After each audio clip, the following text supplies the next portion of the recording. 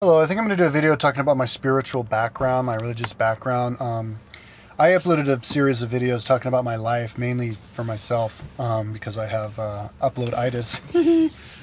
And people have expressed interest in it. You know, I have like 462 subscribers, and, you know, there's probably like a good 20 and people who are interested in me and what I have to say, and probably another, these days, like 5 or so who actually comment on a lot of my stuff. And so I think I'll give it just a quick background of my my religious, spiritual, like kind of why I'm into aliens and stuff.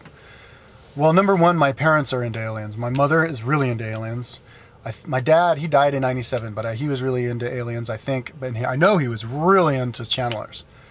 There's a channeler named Seth through James Roberts. My dad was way into that. He'd read all those books, and he like encouraged me to read them.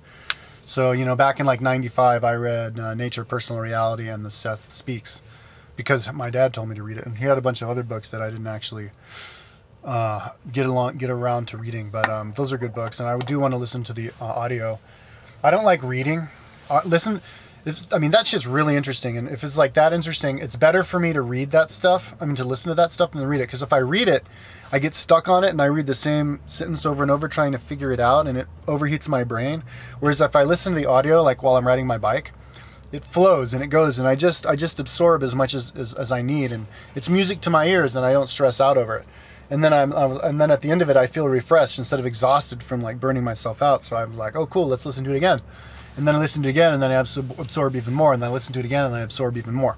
So maybe that's even another video that I should do, like listening to spiritual stuff on audio is a good idea, but I already made one of those videos. You know, well, listening to audio, you know, in general is a really good idea. But yeah, my parents were both raised really religiously, but in Christian. My father's father, so my great-grandfather, my father's grandfather, was a minister. He was a prominent circuit riding minister. So he'd ride his horse around and around Texas and marrying people. And he actually married my grandfather and grandmother. And he was a preacher, and he was a Methodist minister. And then my grandfather, my father's father, was the secretary of the Southern Methodist Church of all of Texas and everything. And they, you know, they were like churchgoers, and you know, if you read stuff about my family, like on my website, that's, you know, really religious based. My father's name was Abraham. My father's father's name was Abraham. His father, I think, his name was like Abraham. There were like 5 WAPs, W-A-P. My brother is Wyndham, so he's a WAP. But yeah, but then my dad like grew up in the South in Tyler, Texas, and they're kind of like racist back then, because my dad was born in '28. Like, he'd be 82 if he's still alive. He died at the age of 68. So he had like a backlash against Christianity, and all he had to say was just negative stuff about Christianity. He hated Christianity with a fucking passion. He hated Christianity, and he blamed all of like racism on Christianity, and he just thought all they cared about was the devil, and all they could talk about was the devil, and that's just all he said. My mother has the same exact idea about Christianity. My mom will go off on fundamentals, on Christianity in general, and I'm like, well, it's not Christianity, guys, mommy and daddy, it's the fundamentalist Christianity. It's the people who believe in the devil. I'm sure there's plenty of good Christians. I mean, my parents are pretty like pretty rebel about that. And my mom had a kind of a similar upbringing, because my mom's dad, he died when my mom was 10, but he was a dentist, and he was a deacon. He was a deacon in his church, and a 32nd degree Mason. You know, and really religious. And my mother's brother is like a conspiracy theorist, like an alien nut. And her other brother, according to my mom, is a fundamentalist Christian. But I know he's really religious, because whenever we go over there, they like pray to God, and they hold hands and pray before their dinner every time. I mean, they go to church all the time, and they bring us to go to their church, and so they're way religious. But my mom, like, you know, my mom grew up in Blacksburg, Virginia, was the South, and so she's really religious. My mother's mother wasn't really all that religious, although she was really intelligent and interested in aliens and stuff. But like, my mother was like really against Christianity, hated Christianity, hates the whole like, you know, into the devils and the demons and stuff. So that's kind of the basis for how my parents got together, and they got together in a what do you call it, a Sufi cult. following this Sufi guy, and that Sufi is a sect of Islam called Oscar Chazo, and it was like in a yoga class in some studio in New York City, and then I think they went and they lived in Hawaii on the cult area, being yoga instructors, and I was conceived there, and I was almost born there, and my brother said that my dad told him that I was conceived in an orgy on acid in a pool, but then I told my parents that, and they're like, "What? They never said." So I was like, I asked my brother, I was like, "Didn't he tell you that?" And he's like, "I don't remember actually. Maybe it was just a dream." So that would have been cool though. That'd be something good to brag about, isn't it? But anyways, yeah. So they were like, my middle name was Krishnaya for the first 2 years of my life, but then they thought it was too hippie, so they changed it to Manhart, which is my mother's maiden name. So then but then when I was like 2 or 3, they became Buddhists. They started following Chogyam Trungpa Rinpoche, and they joined helped start the Buddhist church, Vajrayana Tibetan Buddhist church in Austin, Texas. And they actually had the church out of this building that my dad owned. And I remember actually a house that we went to that was like where we'd all meditate together, and it was this whole sangha. I mean, like my best friend, one of my best friends down there was my age, and he was a Buddhist. Daniel Staffler, he was a Buddhist. His parents were Buddhists, and they were all friends of Buddhists. And so, I mean, I believed in reincarnation since like the day I was born. I remember, looking at the statue of Jesus and standing in like a parking lot, a dirt parking lot, and somewhere in Texas on the way to Colorado one summer, like looking at my leather sandals, imagining being a reincarnation of one of the disciples of Jesus, just like, playing with the idea. But that's just me believing in reincarnation. And I also believed in eternity back then, because my mother like explained the concept to me, and then I just would trip out to like, eternity, oh my God, space goes out for eternity and time goes out for eternity and everything. So so then I went to a Buddhist school. So then I was in Boulder. So then I was surrounded by like nothing but Buddhist kids. Like all my friends were Buddhists, and so we all had this idea, and we were all really proud of being Buddhists. We all dressed up in our Buddhist uniforms. The boys in the suits and the ties, and the girls with the like little, the dresses and stuff. And, so all the kids in town knew who we were. We were the Buddhist kids, because it was like 10,000 followers, and most of them lived in Boulder. And so they're like, "Yeah, you're a Buddhist?" And you're like, "Yeah, what'd you believe?" We're like, "We don't believe in Jesus. We don't believe in God." Like, that was the first thing that I would say as a kid. We don't believe in God. We don't believe in Jesus. And it was kind of like something we had in common with the Jews, because the Jews were like, "Yeah, we don't believe in Jesus." So, but, we're like, we believe in reincarnation, we believe in meditation, we believe in like,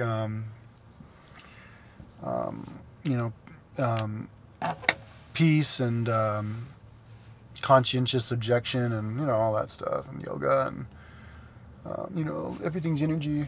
But anyways, then when I was like 14 or 15, my dad started doing Vipassana, and I started doing the Vipassana meditation with him. I did it like 16, 17, 18, and then in like 20. So I did it 4 times of the 10-day retreats, and that was just the really simple Vipassana meditation. My parents were really, were not only, my parents were old. They were older than the average, or at least my dad was older than the average parent of kids my age. So he had been around the block, and he also traveled and stuff, and he was really well read.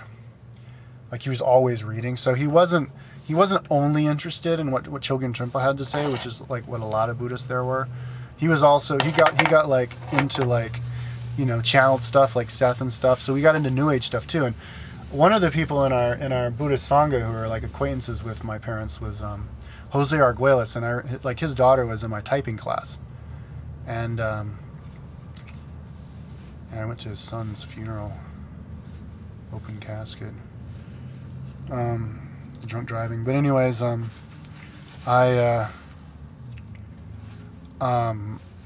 remember in 1987, that's when he organized the harmonic convergence, and we did this road trip around America, like California and stuff, and they're like, "Yeah, Jose Arguelles, he organized the harmonic convergence." And they're all talking about what it was, and they totally believed it. They're like, "Yeah, the harmonic convergence, it's where the new age is coming, and there's like alignments of the certain planets, and like we're all doing this, like, like they organized this like nationwide prayer day where you all get together and hold hands and pray at the certain hour today to bring in love to the earth. And I was like, well, that's cool. And like during that time, I was like listening to, when we were driving across America, and also when we would visit our my mom's brother for Christmas, we would listen to Patrick O'Hearn and Yanni, and especially Patrick O'Hearn. Like, it totally, whenever I listen to it, and I'll play some of it, because that's the music that really makes me think about the aliens and New Age and peace and love, from out there in the New Age, birthing into the new utopia. Listening to that and being really into aliens, because that was in '87, and that's when I read this. That was when I first read my first alien book, and I can't remember what the book was called, but it was about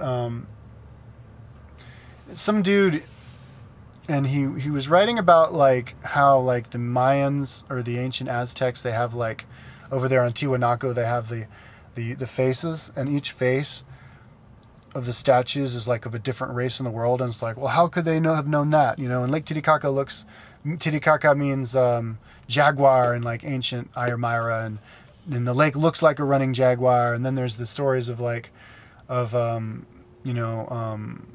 can't remember the name, but like the god who came out from the Isla del Sol, and then they taught the people all the things, and they're the and then the legend, and then it skipped to the legends of the Olmecs, and then the legends of the India and Akhenaten and the and Atlantis. And I was like, I could feel it, and the Nazca lines, and I could feel it, and it hit me like a stone, like a Mack truck. I was like, the aliens, of course, the aliens were here, and they're gonna come back, and But then I didn't read another book about that stuff until like 4 years later, when I was in 11th grade, or 5 years later when I was 11th grade, when Time Life came out with that series, Mysteries of the Unknown or whatever. They had like really heavy marketing program for it, and I got the whole series for like a Christmas, and I read all of them. They're really simple and not really long, but I read all of them, and oh yeah, and then there's this other music that came out that made me remember like Atlantis, and that was like Deep Breakfast. The rhythm in the pews. Anyways, and then like, in my first years of college, back there in like 95 or 94-ish, I started reading, Seth, Jane Roberts. That's when my dad got me into that. And then other channel books. I started reading, like Marba Myceniac, Bringers of the Dawn, back in like 96. And I really liked that. That was really powerful for me.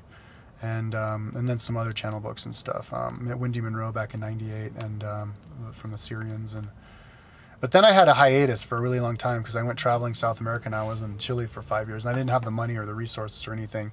The internet connection wasn't all that developed back then, so I kind of didn't pay attention to it up until like a couple years ago when I lived in Austin, and I was started to watch YouTube videos, and I got into it again. And so basically, I have this background of being raised to be extremely like wary of Christianity and the people who were like into the like just wanting to pray to God, pray to somebody else in God, and believe in demons and devils and eternal hellfire. And I did give those Christians 2.5 months of my time, like almost every day, like a couple hours a day.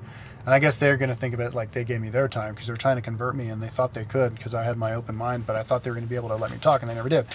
And so I've been both ways, and I have like experienced all sides of looking at stuff and considering stuff.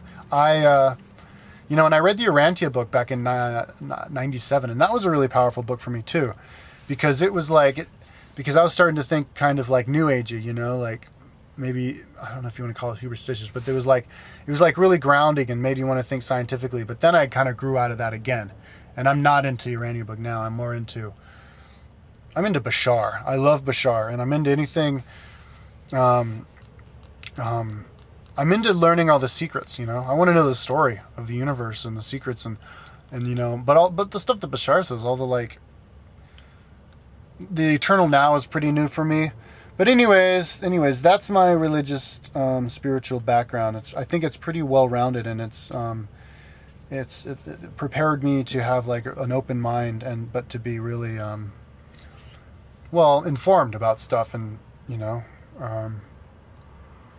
plus, I'm not afraid to, be a fool. And that's the Buddhist in me. That's the bolder Buddhist in me. Okay, so that's it.